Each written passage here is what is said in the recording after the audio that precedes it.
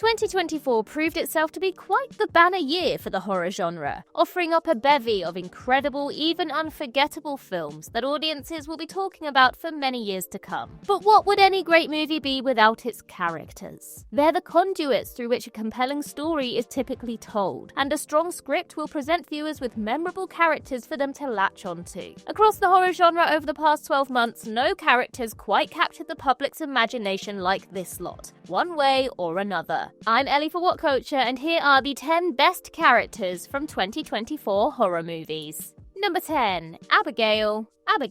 The very idea of a child ballerina who also happens to be a bloodthirsty vampire is so inherently amusing that Abigail's title character really didn't need to be all that great to carry the movie. And yet, she's a sheer riot. Alicia Weir is excellent as a seemingly adorable young girl who is actually neither adorable nor young. Rather, she spends the bulk of the movie toying with her kidnappers, playing with her food even, while brutally picking them off one by one. Despite the absurdity of the premise, Abigail does genuinely feel like a fleshed-out character in the pantheon of vampiric lore, even as much of her backstory is left enticingly ambiguous. The climactic reveal that she's implied to be the daughter of Count Dracula, and that she's got some weapons-grade daddy issues to boot, is just the icing on the whole delicious cake. Even though the movie as a whole falls a little short of its promise, the filmmakers nailed the feature attraction. Number 9. Jack Delroy, Late Night with the Devil. Late Night with the Devil was one of 2024's most unforgettable horrors, and that's in large part due to a stellar performance from David Dastmalchian, who, after many years of working as a respected character actor, finally got to lead his own genre joint. Dastmalchian certainly rises to the occasion as Jack Delroy, the host of a flailing late-night talk show, Night Owls, which becomes ground zero for a deadly paranormal incident. Though we're immediately sympathetic towards Jack for the loss of his wife, as outlined at the start of the movie, it also quickly becomes clear that there's more to Jack than meets the eye, the full extent of which isn't revealed until the end. But Dastmalchian does a remarkable job of making Delroy at once a sly parody of 70s talk show hosts, and a nuanced, tricky character whose pursuit of fame and success ultimately ends up being his undoing. Given his history of playing weirdos, creepers, and degenerates, David Dastmalchian certainly isn't the first actor you'd think of to play a chirpy talk show host, and yet he absolutely knocks it out of the park.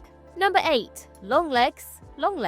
Love it or hate it, there's basically no chance you'll ever forget Longlegs and its titular villain. From his puffy face and pale skin to the sheer skin-crawling eccentricity of Nicolas Cage's sublime performance, Longlegs is discomforting, even as occultist serial killers go, imbuing every frame of the film with intense unease, even when he's not on screen. That's the mark of a truly brilliant horror movie villain, that they leave an indelible stain on the film as a whole, ensuring their presence lingers in the minds of audiences long after the end credits have rolled. While the particulars of Longlegs' origins are never explained to the audience, as an apparent agent of Satan with a highly unique method of dispatching his victims involving cursed dolls, he's nothing if not a startling singular murderer. Despite his surprisingly brief screen time throughout the film, and especially his early departure ahead of the finale, Longlegs is as nauseatingly unnerving as any horror villain we've seen this past year. Number 7. Sam, A Quiet Place Day 1.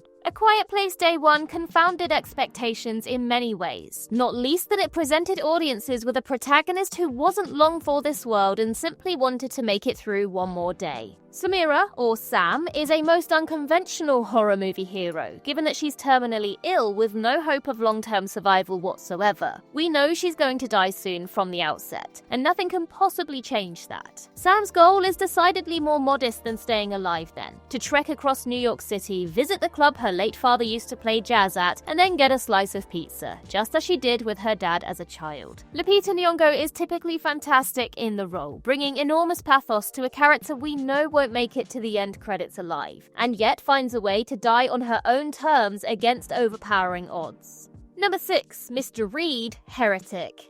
Hugh Grant's storming career reinvention reached its arguable peak in 2024 with his mesmerizing Golden Globe-nominated performance as Mr. Reed in Heretic. But beyond the obvious appeal of seeing Grant play so massively against type, Reed is just a transfixingly horrific character. The initial facade of warmth he presents to two young Mormon missionaries slowly gives way to something far more sinister as he reveals his true sadistic intent. Even knowing the full revolting extent of Reed's actions, it's tough to look away from his verbose, increasingly unhinged rants about organized religion and what he eventually reveals to be his ultimate thesis, that control itself is the ultimate form of religion. Seeing Reed slyly spring his trap, ensnare his victims, and then subject them to untold horrors in an attempt to prove himself correct is nothing if not compulsively entertaining, and at times darkly hilarious, especially given his many hypocrisies, which soon enough reveal themselves. Number 5. Sky Riley, Smile 2. Despite following a similar narrative trajectory to its predecessor, Smile 2 felt bigger in just about every possible way, aided by the decision to shift the focus from a doomed therapist to a doomed pop star. Enter Sky Riley, a troubled Taylor Swift-esque singer struggling to prevail over both crippling addiction issues and past trauma, making her a ripe target for the series' focal trauma demon. Take a bow, Naomi Scott, for delivering one of the most nerve-shreddingly committed performances in any horror movie this decade. A truly sublime feat of acting that so superbly conveys the utter mental and physical anguish that Sky is subjected to by the demon. Between Parker Finn's daring filmmaking and Scott's outstanding performance, Sky is an uncommonly well-rounded, richly rendered horror movie protagonist. One whose survival we quickly become invested in even though the outcome of her ordeal seems all too inevitable.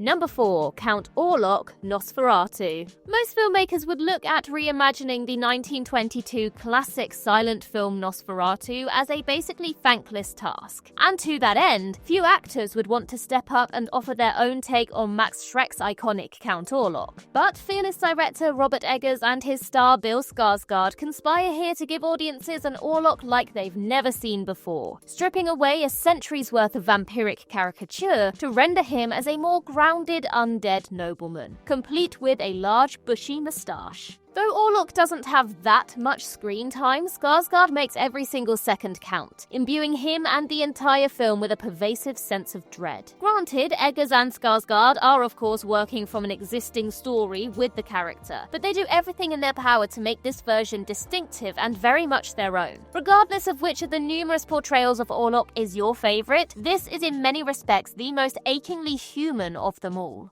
Number 3. The Electric Lady, Strange Darling. It's been a fantastic year for heroines in horror, but Strange Darling took this very notion and turned it masterfully on its head. J.T. Molnar's scintillating horror thriller initially presents Willa Fitzgerald's unnamed protagonist as the final girl, a victim who is desperately fleeing from a murderous maniac known only as the Demon. However, midway through the film, we learn that Fitzgerald's character is actually a serial killer called the Electric Lady, and the Demon is really her enraged latest victim hell-bent on revenge. Strange Darling's concept simply wouldn't work without Fitzgerald's brilliant performance, ensuring the audience buys into her character's apparent vulnerability in the early going, only for the tables to turn and reveal her to be a murderous psychopath. That said, the Electric Lady's overarching motive that she kills people she envisions as devils makes her decidedly more interesting than your typical garden variety killer. Number 2. Andy, Alien Romulus. Whether you loved Alien Romulus or found plenty to fault, the easy fan consensus is that the movie's MVP is Andy, the android who serves as the surrogate brother of protagonist Rain. Played terrifically by David Johnson, Andy is an immediately charming character because despite resembling an adult, he has a childlike sense of fascination and, as is often amusing, a deep-rooted social awkwardness. Far away from malevolent androids like Ash, Andy quickly endears himself to the audience as a protector to the central human character, a role he gloriously upholds to the end, even excusing that overzealous invocation of one of the series' most iconic one-liners. And at the same time, when Andy is reprogrammed and thus shifts his allegiances towards Weyland-Yutani, Johnson does a magnificent job of making this version of Andy feel wholly distinct from the one we've come to know. In a film where truly memorable human characters were in desperately short supply, Andy swiftly cemented himself himself as a classic cinematic synthetic, and one we'll hopefully see again in the currently in development Romulus sequel. Number 1. Elizabeth Sparkle, The Substance. There can be only one character in the number 1 spot, the Substance's embattled protagonist, Elizabeth Sparkle. An Oscar-worthy Demi Moore is incredible in the role of a middle-aged actress who finds herself chewed up and spat out by both Hollywood and wider society, prompting her to undergo a radical procedure whereby she births a younger version of herself, Sue, out of her back. The Substance's message about how hostile the world is to women of a certain age, and all ages to an extent, quite frankly, is anything but subtle. Yet Moore's visceral performance grounds Elizabeth as a wholly relatable and empathetic character, even with the film's utterly unhinged narrative through-line. We know the outcome isn't going to be great for Elizabeth, but outside of the movie's squicky body horror, it mines tremendous sadness out of the inevitability of her downfall, and the queasy duality of Elizabeth and Sue, or as they eventually become, Elissa Sue.